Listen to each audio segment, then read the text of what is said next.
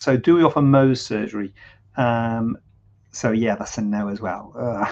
So Mohs surgery is a type of surgery. It's for high risk skin cancers, and what it involves is cutting off the skin cancer, cutting off what you can see. Then you take a sort of tangential slither from the base of the wound, like the whole. So you have a map of the whole base of the wound, and while the patient is still like on the operating table, you go and look at it under a microscope to see if there's any cancer left behind. And if there is cancer left behind, like north, south, east, west, wherever it is, you go back and take a little bit more out of that, like east portion, for instance, if that's where it is, and then you analyze that slither, and if there's more at the east portion, you take another bit of the east portion. You just take another bit away. So it's for high risk skin cancers with very indistinct margins. Sometimes it's very hard to see where the edges of the skin cancer are, especially skin cancers are in difficult areas, eyelids, lips, noses, things like that, where it's kind of difficult to reconstruct. So that's what Mohs surgery is. So it's quite kind of labor intensive. It takes a long time because you're actually waiting there with a kind of dressing on while you're waiting for that histological result. And then if the histological result isn't clear, you might need a further excision and then another histological result. So it's hard to know how long it's going to take.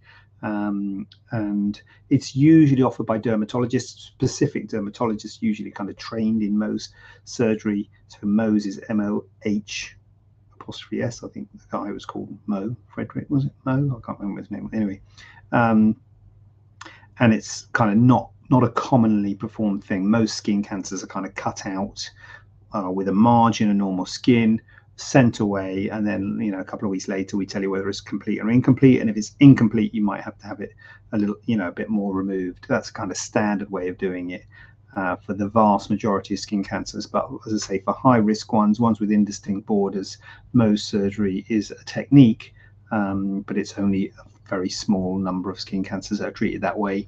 And we don't do it at the clinic, and so I don't know. I don't think it's that common. I don't know. Actually, maybe it is. I don't know. I don't think it's that. I think it's quite a big deal, because then you don't know what you're gonna. You don't know whether you're gonna be able to stitch it up. So if it's kind of not very big bit you take out and it's all clear, happy days, you can stitch it up.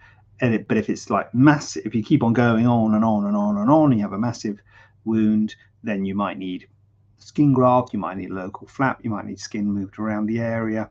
So it's kind of like,